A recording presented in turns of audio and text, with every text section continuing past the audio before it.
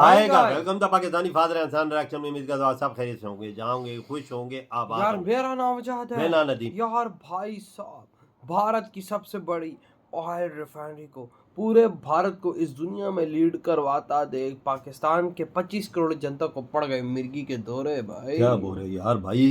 हाँ, रिफाइनरी दुनिया की सबसे बड़ी। हाँ जी भाई साहब, जो भारत का पूरे भाई साहब सिस्टम को इस टाइम नंबर 1 दुनिया में बना चलो वॉच करेंगे। भारत का लो अमन वार ये वॉच करते हैं भाई साहब, आखिर वो कौन सी है और भाई उसका क्या वर्किंग है इस टाइम पर भारत के अंदर। तो कौन करते हैं स्टार्ट। मुझे खुद नहीं पता था कि जामनगर रिफाइनरी पूरे देश की बैकबोन है। अक्सर जब भी हम रिलायंस का नाम सुनते हैं तो दिमाग में आता है इनका जियो नेटवर्क, जिसने सस्ता इंटरनेट शुरू किया, या फिर स्मार्ट बाजार और आजियो जैसी इनकी रिटेल चेन्स। और क्रिकेट लवर होंगे तो शायद जियो हॉटस्टार याद आ जाए। लेकिन दोस्तों, यह सब रिलायंस का सिर्फ एक चेहरा है, क्योंकि असली ताकत वो है जो दिखती नहीं। जामनगर रिफाइनरी आपकी गाड़ी का पेट्रोल, घर के प्लास्टिक की चीजें, कपड़ों का धागा, सब कहीं न कहीं इसी रिफाइनरी से ही आता है। और यह सिर्फ इंडिया नहीं बल्कि पूरी दुनिया की सबसे बड़ी ऑयल रिफाइनरी है। तो चलिए हम डिटेल में जानते हैं कि टेक्सटाइल का बिजनेस करने वाले धीरू भाई ने दुनिया की सबसे बड़ी ऑयल रिफाइनरी क्यों बनाई।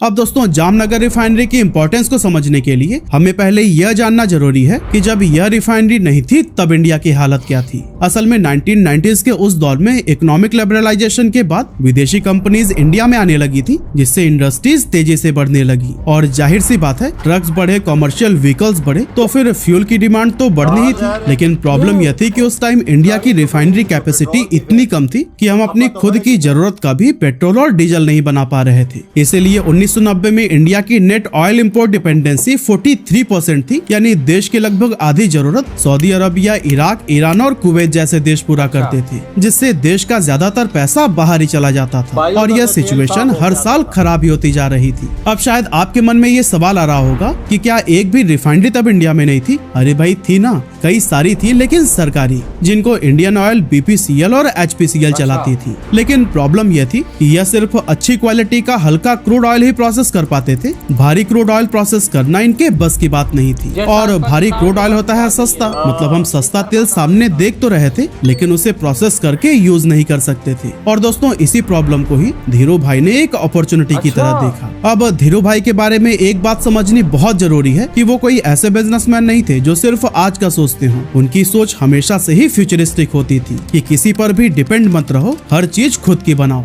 असल में उन्होंने शुरुआत की थी अहमदाबाद के पास एक टेक्सटाइल मिल लगाकर, और उनका ब्रांड विमल एक टाइम पर इंडिया के हर घर का हिस्सा बन गया था। लेकिन धीरू भाई सिर्फ यही रुकने वालों में से नहीं थे। उन्होंने सोचा, जो मैं कपड़ा बेच रहा हूँ वो पॉलिस्टर से बनता है, पॉलिस्टर बनती है पीटीए यानी प्यूरिफाइड टेरिफ्लेथिक एसिड से, पीटीए बनता है पेट्रोकेमिकल से, और पेट्रोकेमिकल आता है क्रूड ऑयल से। मतलब मैं कपड़ा तो बेच रहा हूँ, लेकिन असली ताकत वो तेल वाले के पास में है। इसीलिए उन्होंने एक एक स्टेप खुद लेना शुरू किया। 1986 में पाताल गंगा में पीटीए प्लांट लगाया, 1991 में हजीरा में पेट्रोकेमिकल्स प्लांट लगाया, और अब बची थी सिर्फ एक आखिरी चीज, रिफाइनरी। लेकिन दोस्तों, यहाँ सिर्फ अपनी चैन कंप्लीट करने की बात नहीं थी। धीरू भाई ने देखा कि पूरे इंडिया में रिफाइनरी की भारी कमी है और डिमांड लगातार बढ़ रही है, लेकिन देश में कोई भी बड़ी प्राइवेट रिफाइनरी काम ही नहीं कर रही थी। इसीलिए उन्होंने सोचा कि अगर रिफाइनरी बनानी ही है तो दुनिया की सबसे बड़ी बनाएंगे, और यहीं से जामनगर की कहानी शुरू होती है। तो दोस्तों, 1986 में रिफाइनरी बनाने का फैसला तो ले लिया गया, लेकिन अब सबसे बड़ा सवाल था कि यह रिफाइनरी बनेगी कहाँ, क्योंकि रिफाइनरी कोई नॉर्मल फैक्ट्री नहीं होती। इसके लिए ऐसी जगह चाहिए होती है जहाँ बड़ी जमीन हो, समुद्र के पास में हो, ताकि क्रूड ऑयल के शिप्स आ सके और फ्यूचर में एक्सपेंड करने की जगह भी उपलब्ध हो। काफी खोजबीन के बाद से नजर पड़ी गुजरात के एक छोटे से इलाके जामनगर पर। यह मोती खावड़ी गाँव के पास में एक बंजर जमीन थी, जहाँ ना रोड थे, ना बिजली और ना ही पीने का पानी। यहाँ तक कि वर्ल्ड क्लास कंसल्टेंट्स ने तो साफ मना कर दिया था कि यहाँ इतना बड़ा प्रोजेक्ट इम्पॉसिबल है। लेकिन धीरू भाई ने जो देखा ना, वो शायद एक्सपर्ट्स को भी नहीं दिखा। उन्होंने नोटिस किया कि यह जमीन समुद्र के पास है, यानी क्रूड ऑयल के शिप सीधे यहाँ आ सकते हैं। जमीन बंजर है, मतलब कि सस्ती है और जितनी चाहो उतनी मिल सकती है, और यहाँ जहाँ पहले से कुछ भी नहीं है, मतलब कि पूरा सिस्टम अपने हिसाब से बनाया जा सकता है। और दोस्तों एक और बात, गुजरात गवर्नमेंट ने रिलायंस को रिफाइनरी के लिए 10 साल की सेल्स टैक्स हॉलिडे भी दी थी। आसान लैंग्वेज में बोले तो जब भी कोई कंपनी कुछ बेचती है तो उस पर गवर्नमेंट को टैक्स देना पड़ता है ना, लेकिन गुजरात गवर्नमेंट ने रिलायंस से कहा कि 10 साल तक टैक्स मत दो, मतलब कि यहाँ पर सरकार ने भी सपोर्ट किया था। और फिर 1996 में इस रिफाइनरी का काम शुरू हो गया। यहाँ हजारों एकड़ की बंजर जमीन को लेवल करना पड़ा, रोड्स बनाने पड़े, इलेक्ट्रिसिटी लगानी पड़ी और पानी का इंतजाम भी करना पड़ा।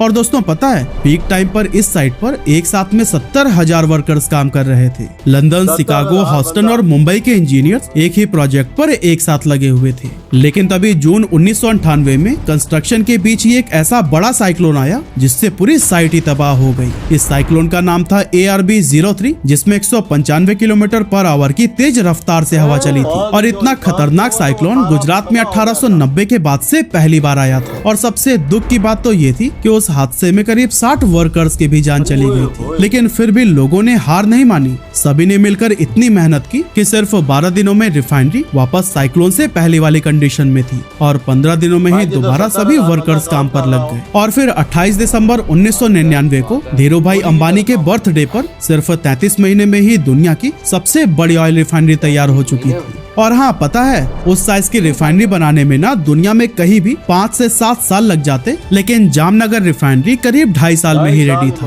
और कॉस्ट एशिया के बाकी रिफाइनरी से 40% सस्ते में बन गई थी।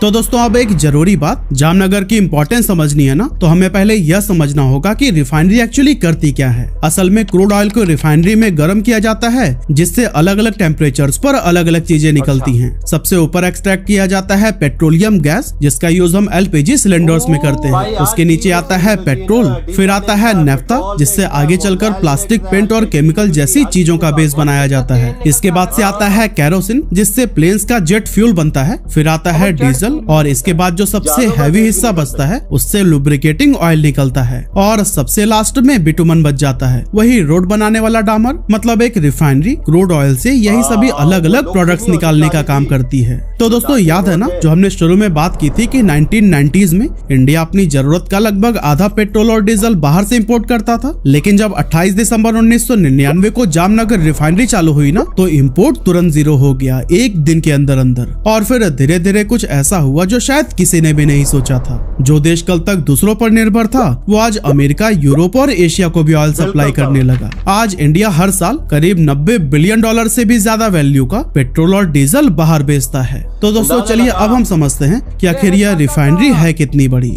अब इस रिफाइनरी के अगर पाइप्स को एक लाइन में जोड़ दिया जाए ना, तो फिर यह कश्मीर से कन्याकुमारी तक पहुंच जाएंगे। पूरा कॉम्प्लेक्स 7500 एकड़ में फैला हुआ है, यानी करीब 4200 फुटबॉल ग्राउंड्स के बराबर। और दोस्तों यह रिफाइनरी सिर्फ पेट्रोल और डीजल नहीं बनाती, यहाँ वो फाइबर भी बनते हैं जो हमारे कपड़ों में हैं, वो बॉटल्स भी बनते हैं जो हमारे घरों में यूज होते हैं, और वो रॉ मटेरियल्स भी बनते हैं जिनसे बकेट से लेकर पाइप सब कुछ तैयार किया जाता है। और दोस्तों इस रिफाइनरी की सबसे बड़ी ताकत है इसका डिजाइन। दुनिया में रिफाइनरी की कॉम्प्लेक्सिटी को नापने के लिए एक इंडेक्स होता है, नेल्सन कॉम्प्लेक्सिटी इंडेक्स। और दोस्तों जामनगर का इंडेक्स है 21.1, पूरी दुनिया में सबसे ज्यादा। मतलब कि यह रिफाइनरी दुनिया का सबसे गंदा, सबसे सस्ता, सबसे भारी क्रूड ऑयल लेकर भी उससे बढ़िया पेट्रोल और डीजल बना सकती है। और इसका सबूत यह है कि आज तक यह रिफाइनरी 216 से भी ज्यादा अलग अलग ग्रेड्स का क्रूड ऑयल प्रोसेस कर चुकी है। और दोस्तों इसके अलावा दुनिया में और कोई भी रिफाइनरी यह काम नहीं कर सकती। और दोस्तों यही कैपेबिलिटी आगे चलकर इंडिया का सबसे बड़ा हथियार बनी,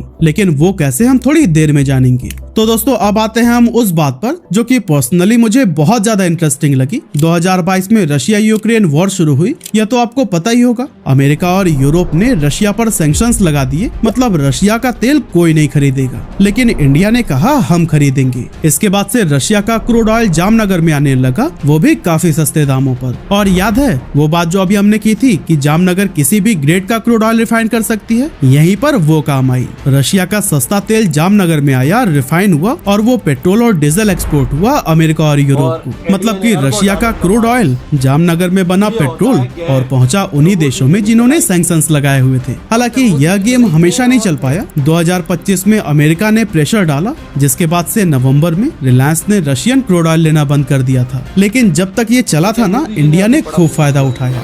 तो दोस्तों रशिया वाला एंगल तो आपने समझ लिया, लेकिन यह सब पॉसिबल हुआ कैसे? असल में जामनगर में सिर्फ एक नहीं बल्कि 2 रिफाइनरीज हैं। 1999 में जो पहली रिफाइनरी बनी वो इंडिया की डोमेस्टिक जरूरत के लिए थी और 2008 में रिलायंस ने वहीं पर एक और रिफाइनरी बना दी सिर्फ एक्सपोर्ट करने के लिए। मतलब एक रिफाइनरी देश के लिए और दूसरी दुनिया के लिए। और इसी दूसरी रिफाइनरी में ही रशिया का तेल आया, रिफाइन हुआ और एक्सपोर्ट किया गया। इसी रिफाइनरी के साथ ही जामनगर दुनिया का सबसे बड़ा सिंगल साइट रिफाइनिंग कॉम्प्लेक्स बन चुका था। और दोस्तों एक और बात जो शायद आपको पता नहीं होगी, 2025 में अमेरिका के प्रेसिडेंट डोनाल्ड ट्रंप ने 50 साल के बाद पहली बार अमेरिका में एक नई रिफाइनरी बनाने का प्लान अनाउंस किया। और पता है उसमें पार्टनर कौन है? रिलायंस। मतलब जो देश कभी पेट्रोल बाहर से खरीदता था उसी देश की कंपनी अब अमेरिका में रिफाइनरी बना रही है। तो दोस्तों अब बात करते हैं जामनगर के फ्यूचर की। दुनिया बदल रही है, इलेक्ट्रिक व्हीकल्स बढ़ रहे हैं जिससे पेट्रोल और डीजल की डिमांड धीरे धीरे कम ही होगी। लेकिन रिलायंस ने तो ये पहले ही समझ लिया था, इसीलिए अब जामनगर सिर्फ फ्यूल नहीं बना रहा बल्कि केमिकल्स पर भी फोकस बढ़ा रहा है। क्योंकि इलेक्ट्रिक व्हीकल्स में बैटरी से लेकर बॉडी तक सब कुछ केमिकल्स और प्लास्टिक से बनते हैं। और दोस्तों जामनगर रिफाइनरी ने जो ये कदम बढ़ाया है ना, उसको बिजनेस के लैंग्वेज में कहते हैं O2C यानी ऑयल टू केमिकल।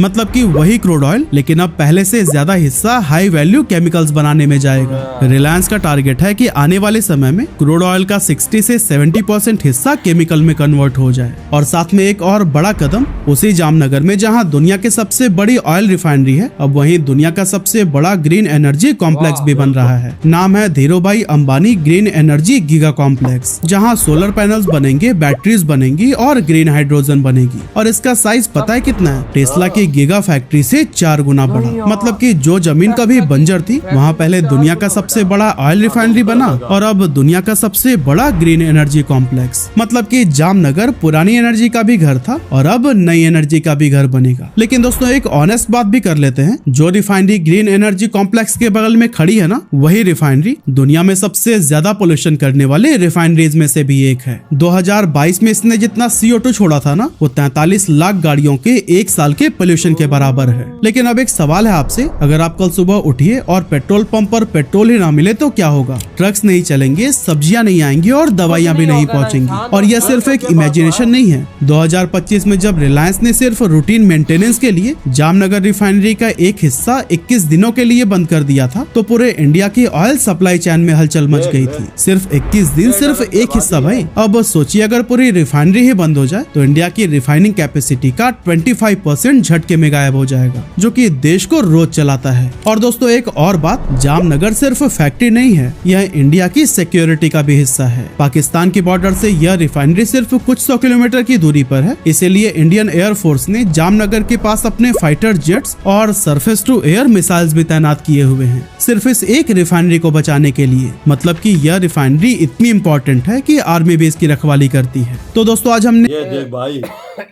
आज हमें पता चला कि दुनिया की सबसे बड़ी रिफाइनरी जो तेल साफ करने वाली वो इंडिया में है। और वो क्या काम कर रही है? क्या काम कर रही हो भैया? मैं हिल गया हूँ भाई, ये मेरा जानवर दिमाग घूम गया है इस टाइम पर कि यार भारत की 25 से 30% जरूरत, यार कोई छोटी जरूरत नहीं। यानी भाई साहब 1.5 अरब आबादी के 25 से 30% जरूरत ये एक रिफाइनरी जस्ट पूरा कर रही है। अबे हिला के रख दिया भाई पूरी मार्केट को। यार मैं ये दुनिया की सबसे बड़ी और दुनिया को ये तेल सप्लाई कर रही है। अगर गंदा से गंदा भी क्रूड ऑयल आता है ना किसी देश से, वो साफ करने में इसमें एक कैपेसिटी है, ये साफ मुझे तो आज पता लगा गैस इससे निकलती है, पेट्रोल इससे निकलता है, डीजल इससे निकलता है, ऐसे वो डामर इससे निकलता है, जहाजों का तेल इससे निकलता है और तेल इससे निकलता है। बहुत तेल हो यार, वो कसम से जैसे रोड जो रोड बनाते हैं, रोड वो हम तो लोग कहते हैं ना, वो भी इससे निकलता है, वो भी देख ले ये एक रिफाइनरी क्या क्या काम कर रही हो यार, क्या क्या काम कर रही है ना भाई साहब। ये इंडिया की समझ के रीढ़ की हड्डी है। तो रीढ़ की हड्डी है ना, जो $100 बिलियन की एक्सपोर्ट में आ रही है, वो रीढ़ की हड्डी नहीं होंगी तो क्या होंगी यार? 60-70 एक रिफाइनरी भाई दुनिया को एक्सपोर्ट कर रही है, एक रिफाइनरी भारत की जरूरत पूरी कर रही है यार। सारे यूरोप को तेल इंडिया सप्लाई कर रहा है, सारे यूरोप को इधर से साफ हो गए जा रहा है। अमेरिका में रिफाइनरी बन रही है 50 साल बाद, पार्टनर कौन? भारत। ये देख पाकिस्तानियों, बात तुम लोगों ने कुछ उखाड़ा नहीं। साला पाकिस्तान में रिफाइनरी का तेल साफ करने का बोलो सबको पांव पे आ जाती है। यार हमारे पास क्या बाहर से साफ होके आता है, हमारे तक पहुंचता है। अगर ये हमारे पास चीज होती तो हम भी अपने पाँव पे खड़े होते ना। बिल्कुल। इंडिया के पास ये चीजें हैं तो अपने पाँव पे आज खड़ा है ना। पैसा बाहर तो नहीं जाता ना, हाँ। इंडिया के अंदर ही रहता है ना। सही ये कहा। चीजें है ना वजाद। तभी तो एक देश आगे जाता है। हाँ और देख। आज भारत देखो, उसकी आर्मी सुरक्षाकारी पाकिस्तान अगर में जेल मारने का सोचा तो नीचे 400 खड़ा हुआ है उधर। देख ले वो वजाद उसकी उधर भारत का राफेल भी खड़ा हुआ है। अगलों ने मिसाइल उधर फेंट की हुए हैं। कोई जो मजाक उधर। हाँ इसको बचाने के लिए कि यार, इसको आँच देखो, ना है, कोई इसके तरफ आपको मिसाइल। अगर हर साल का $100 बिलियन दे रहे तो एसेट है ना। बिल्कुल तो ये बात उसकी है। सुरक्षा नहीं करेंगे तो फिर किसकी करेंगे? बिल्कुल सही बोले सही बोले। पाकिस्तान तो मैं कहता हूँ 6 साल अगर $100 बिलियन ना कमाए, किधर कमा सकता है यार, हमारे पास क्या है। वो एक रिफाइनरी दे रही है। हाँ तो भाई आपके क्या तो आड़े तेरी बेटा तुम करते तो तो